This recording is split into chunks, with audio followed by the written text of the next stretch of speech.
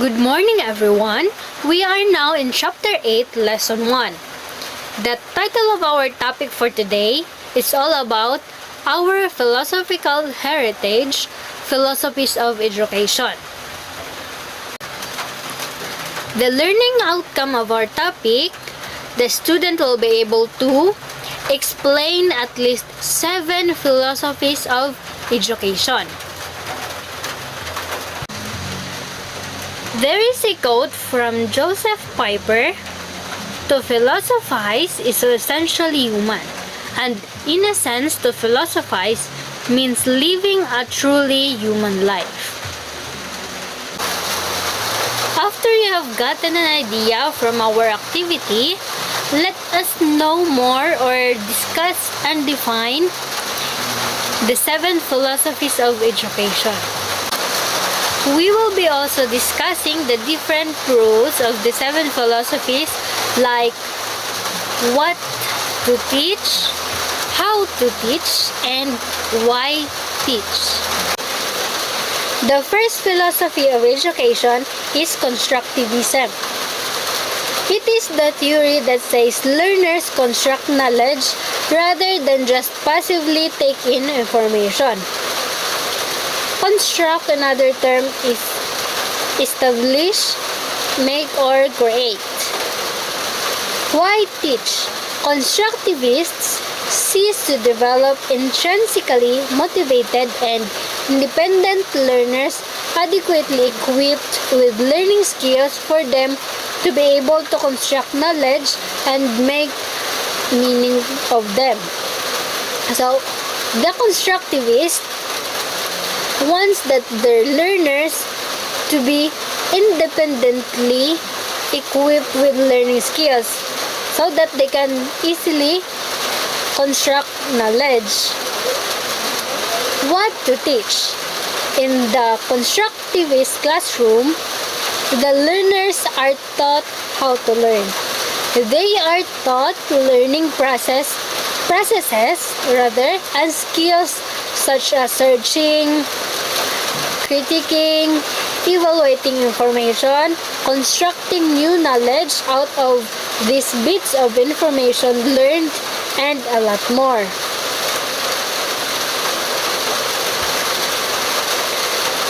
In my own term, the constructivist wants that the learner learn through searching or independently critiquing or evaluating other informations rather than spoon feeding or giving them answers or informations. How to teach? The teacher provides students with data or experiences that allow them to hypothesize, predict, manipulate, research, and other skills. The constructivist classroom is interactive. It promotes dialogical exchange of ideas among learners and between teachers and learners. The teacher's role is to facilitate this process. So in this theory or philosophy, the teachers are the facilitator only in learning. Knowledge isn't a thing that can be simply deposited by the teacher into the empty minds of the learners. Rather, it is constructed by learners through an active mental process of development. Learners are builders and creators of meaning and knowledge.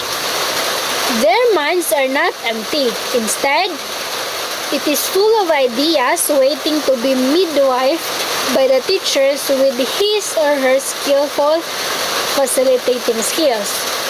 Take note of that. In constructivism, they say that the learners are not empty. So the learners have unique or wide variety of ideas, but they need to be midwife or to be facilitated by the teachers. The second philosophy is essentialism.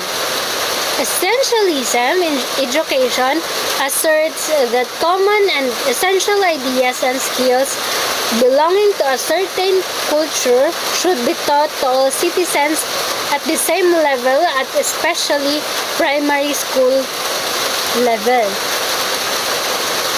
So in essentialism, they want that all citizens should be taught in a certain culture using essential ideas or skills that related to a culture. Why teach?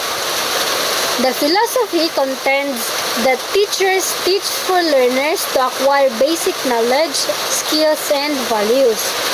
Teachers teach not to radically reshape society but rather to transmit the traditional and moral values and intellectual knowledge that students need to become model citizens.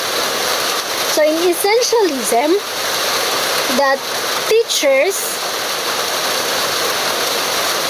wants their learner to acquire basic knowledge or basic values or skills. The teachers didn't want to reshape society, but they want to transmit the traditional or moral values. What to teach? Essentialist programs are academically rigorous. Rigorous, in other term, is strict. The emphasis is on academic content for students to learn the basic or fundamental R's, which is the reading, arithmetic, writing, and right conduct. Basic skills are essential to acquisition of higher or more complex skills needed in preparation to adult life. So, in essentialism, in teaching, they want that their learners to be prepared in adult life. That's why they taught them the basic skills for them to be able to develop or use that basic skills to acquire or perform complex skills or more higher skills. How to teach? Essentialist teachers emphasize mastery of subject matter. They are more focused on the subject matter. They are expected to be intellectual and moral models of their students. Also, they seen as fountain of information and as paragon of virtue, if ever there is such a person. Paragon of virtue, another term, it is perfect in or model of excellence. To gain mastery of basic skills, teachers have to observe core requirements, longer day school, and a long academic year. There is a heavy stress on memorization and discipline. In essentialism, it is more on discipline and memorization. That's why it is rigorous or strict when it comes in the learning process or the education or curriculum. And also it is more on the subject matter. That's why the teachers are just models to the students. In essentialism, the administrators or teachers decide what is most important for students to learn, and place a real emphasis on the students' interest. That's why it is more on subject matter. The third philosophy of education is progressivism. This educational philosophy stresses that students should test ideas by active experimentation. Progressivists believe that education should focus on the whole child rather than on the content or the teacher. Why teach? Progressivist teachers teach to develop learners into becoming enlightened and intelligent citizens of a democratic society. This group of teachers teaches learners so they may live life fully now, not to prepare them for adult life. Not in the other or essentialism. Progressivism is more on they want their learners to prepare now or to become enlightened or intelligent now and not on the future.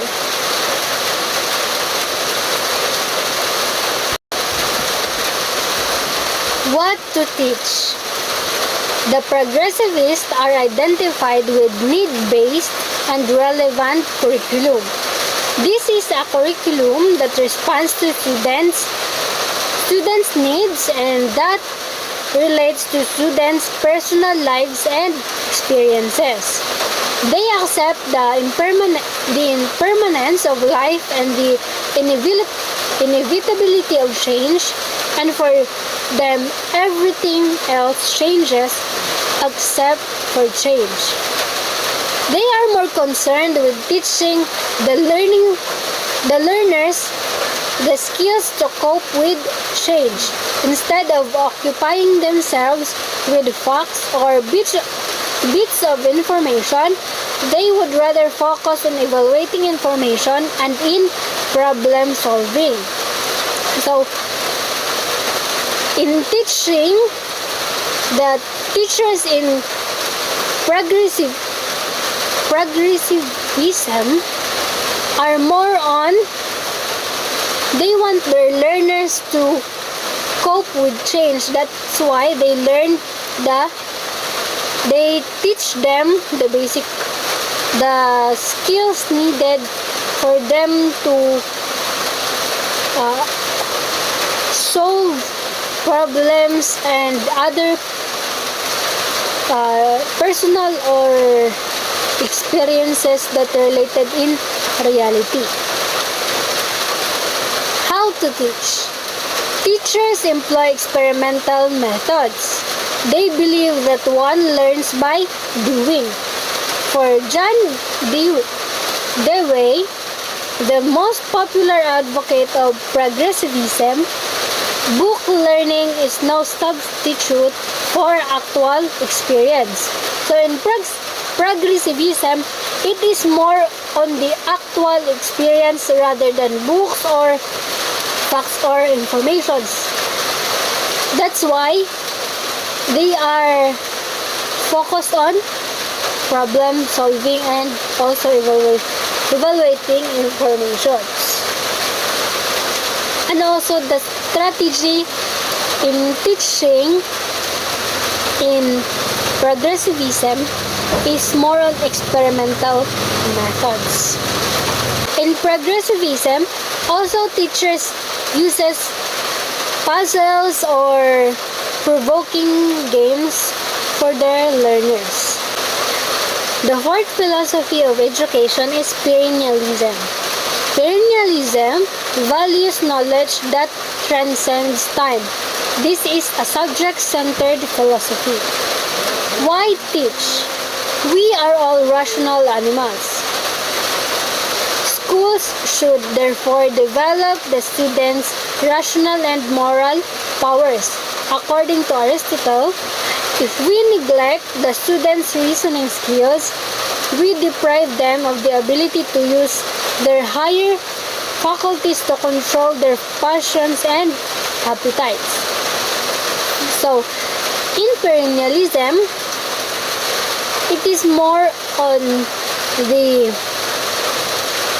rational skills, or they give emphasis or importance to the students' reasoning skills. What to teach? The perennialist curriculum is a universal one in the view that all human beings possess the same essential nature. There is less emphasis on vocational and technical education. They are lifted from the great books. So in perennialism, it is more on the great books. How to teach? The perennialist classroom are centered around teachers. The teachers do not allow the students' interests or experiences to substantially dictate what they teach. So, in perennialism, it is more on the teachers, and they didn't give emphasis or importance to students' needs or students' interests. Existentialism, the fifth philosophy of education. A philosophical theory or approach which emphasizes the existence of the individual person as a free and responsible agent determining their own development through acts of the will. In existentialism, the learners have the acts of the will, so they can do whatever they like. Why teach? Its main concern is to help students understand and appreciate themselves as unique individuals who accept complete responsibility for their thoughts, feelings, and actions. Since existence precedes essence, the essentialist teacher's role is to help students define their own essence by exposing them to various paths. They also demand the education of the whole person, not just the mind. So in existentialism, the teachers want the students to be wholly involved in the learning, not just the mind.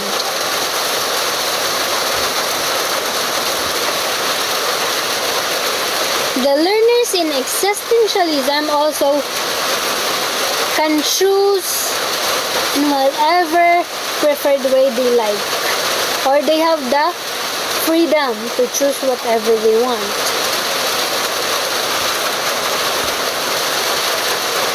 What to teach?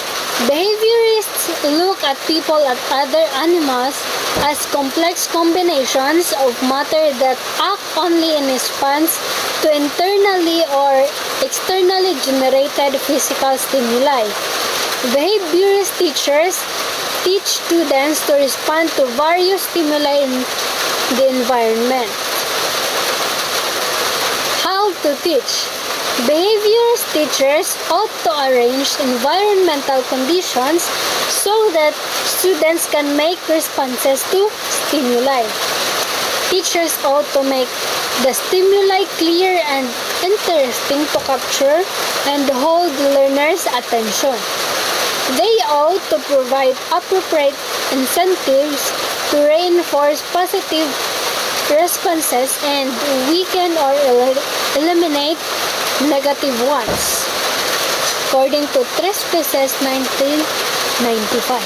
So in behaviorist, the teachers want their learners or students to make responses to their stimuli, and also they arrange different environmental conditions.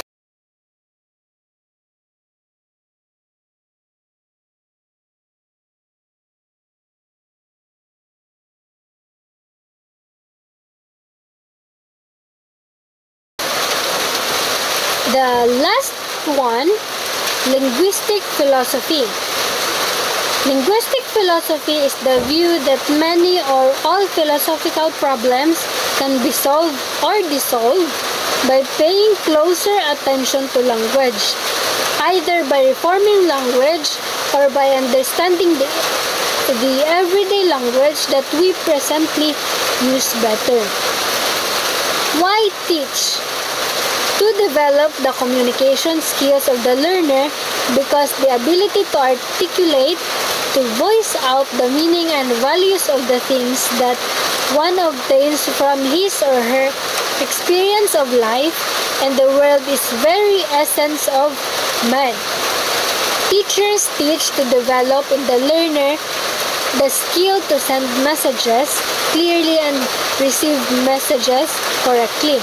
So, from the word linguistic, it is more on the languages, or it involves communication skills.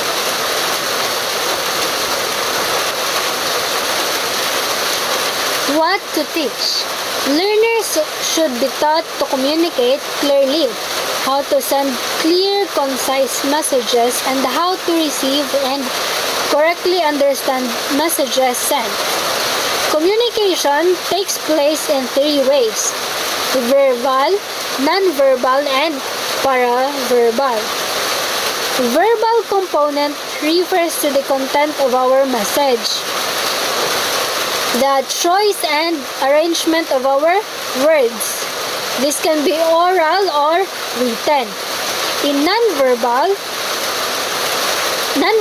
component refers to the message we send through our body language, while paraverbal component refers to how we say, what we say, the tone, pacing, and volume of our voices. So, we will repeat the three ways in communication. The verbal, it's either in oral or written, and it is the content of our message. The non-verbal, it is the message that sent through our body language, while in paraverbal, it is the tone, pacing, or the volume of our voices. Teach them to speak as many languages as you can. The more languages one speaks, the better he or she can communicate with the world. A multilingual has an edge over the monolingual or bilingual. So, it says that it is more unique, or it is an advantage if we know or we can speak different language, or a multilingual person has an advantage in monolingual and bilingual, because he or she can communicate with the world or to other people easily, because he or she can speak many languages. How to teach? The most effective way to teach language and communication is the experimental way. The teacher facilitates dialogue among learners and between him or her and his or her students, because in the exchange of words, there is also an exchange of ideas. So in teaching the learners through linguistic philosophy, the teacher should facilitate some dialogues or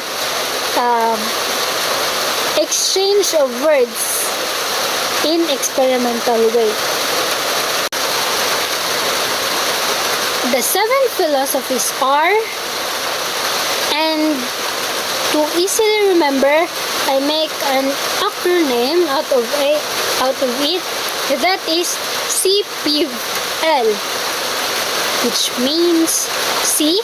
Constructivism, E.